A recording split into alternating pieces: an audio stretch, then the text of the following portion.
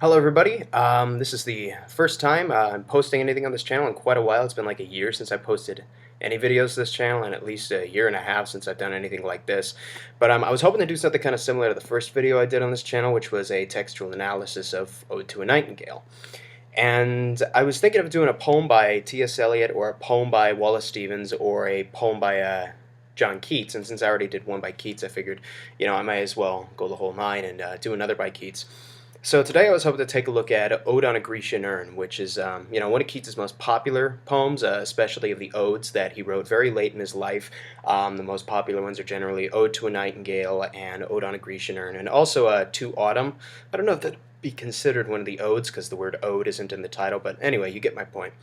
So, if you've tried to read this before, you'll probably know that the first time you read this, the first time you read Ode on a Grecian Urn, it can be pretty tough going, right? F. Scott Fitzgerald, the first time he tried to read Ode on a Grecian Urn, he wrote in a letter to his niece, he said, "The first time I tried to read it, I had no idea what was going on, and it took me about 10 times to figure out what was happening, and I've read it about 100 times since then." So, if you've read it, don't quite get it, don't worry. With a lot of great poetry, and especially a lot of the best poetry, it usually takes a couple readings to totally get what's going on, so hopefully we'll be able to assuage a little bit of that today.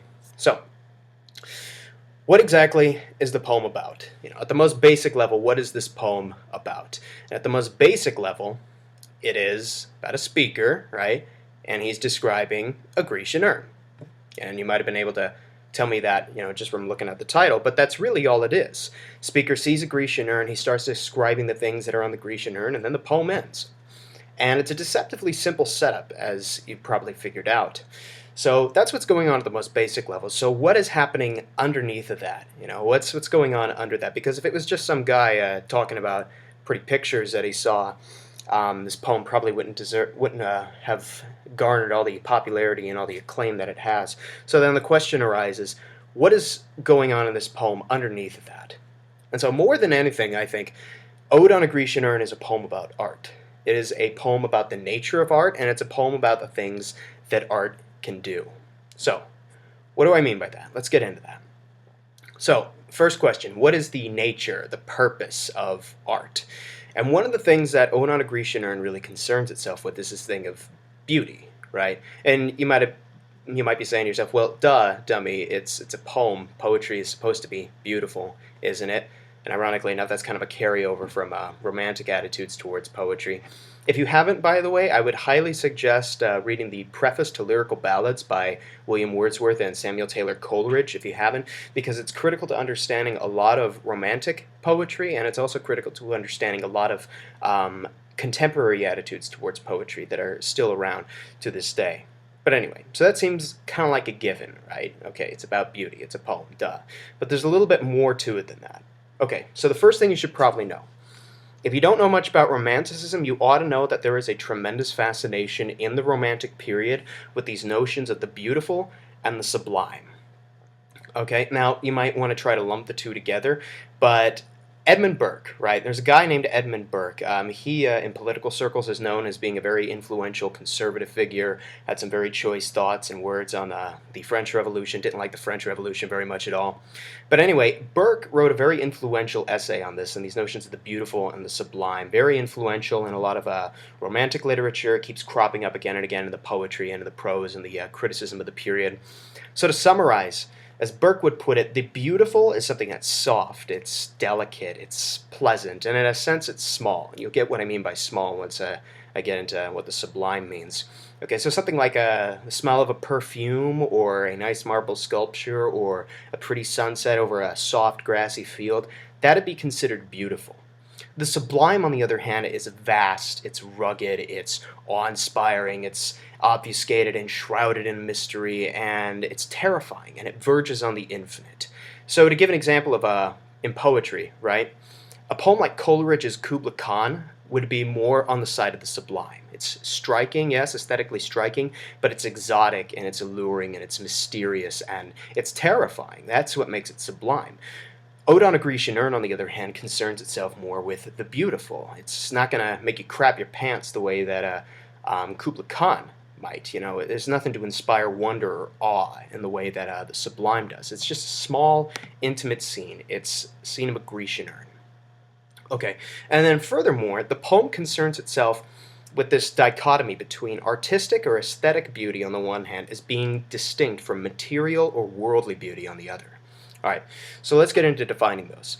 Worldly beauty. This is something that's fleeting, it's transient, it's evanescent. It's like a flower, right? It's beautiful for a time, it blooms, it shows its color, but then one day it withers and it dies. That's the nature of the world. That's the nature of beauty in the world.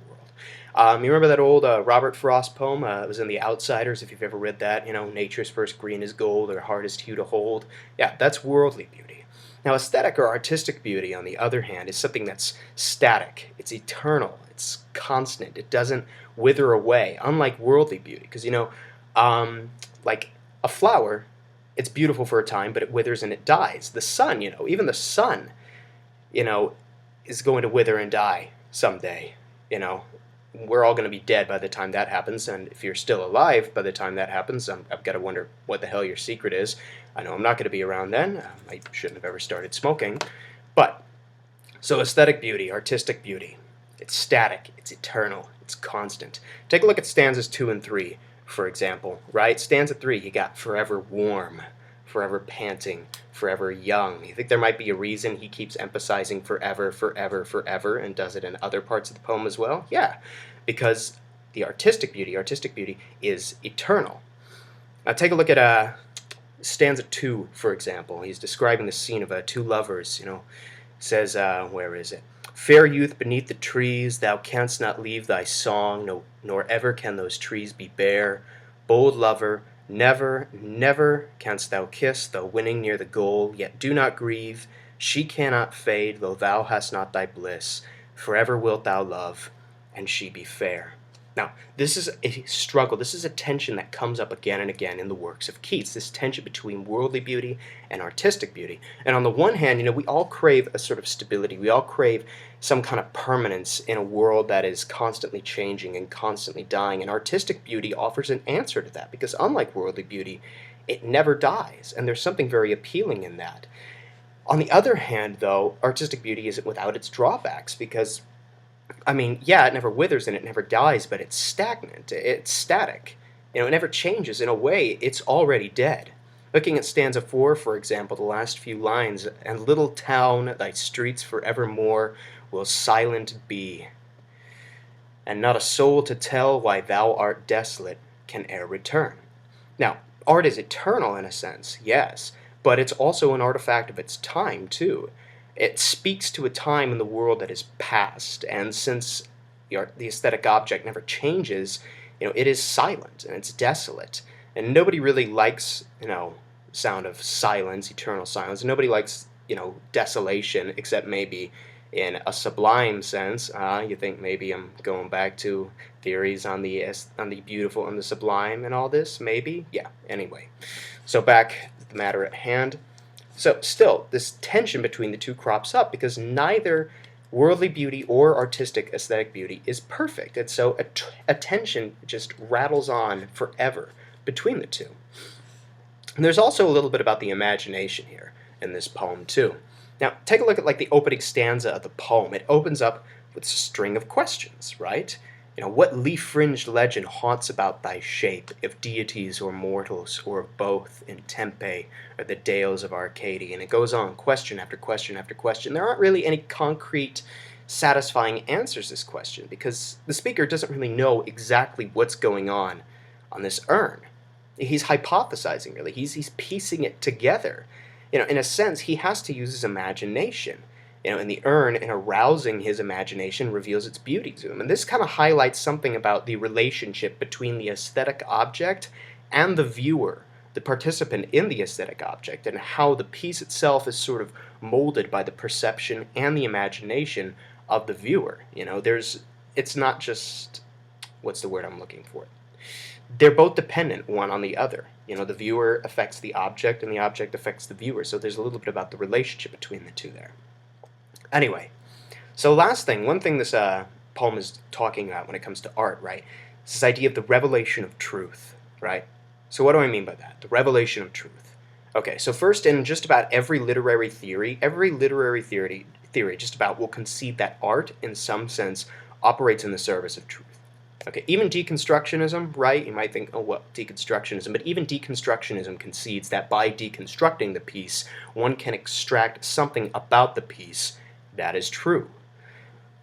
And so it's now that we arrive at what's possibly the greatest ending to a poem ever written, right?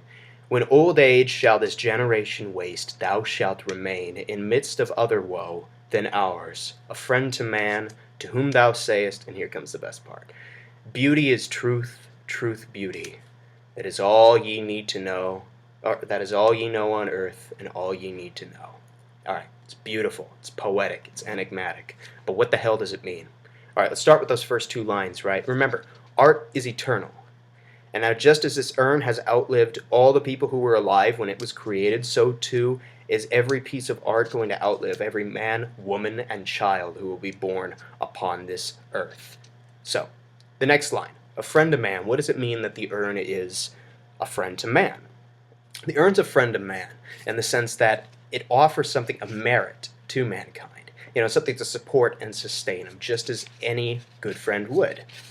All right, so what is it offering, right? And here come the last two lines. Beauty is truth, truth beauty. That is all ye know on earth and all ye need to know. Okay, so first thing, in art, what it seems to be saying, and this is just my take on it, right? You'll find countless opinions on these last two lines. I'm sure entire books have been written on these last two lines because they're great to pick apart and great to parse. Anyway, so as I see it, truth is revealed through and affirmed by beauty. Okay, the truth in virtue of being true is beautiful, and beauty manifests itself as truth.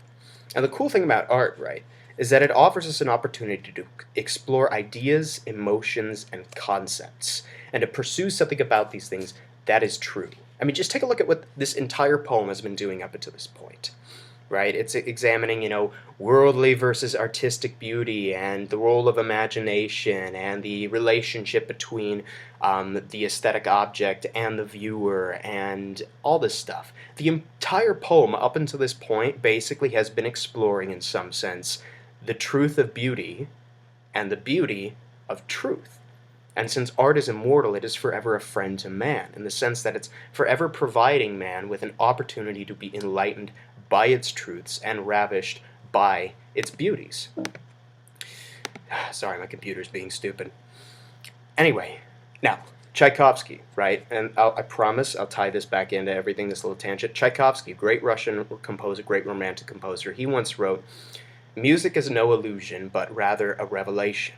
Its triumphant power lies in the fact that it reveals to us beauties that we find in no other sphere, and the apprehension of them is not transitory, but a perpetual reconcilement to life."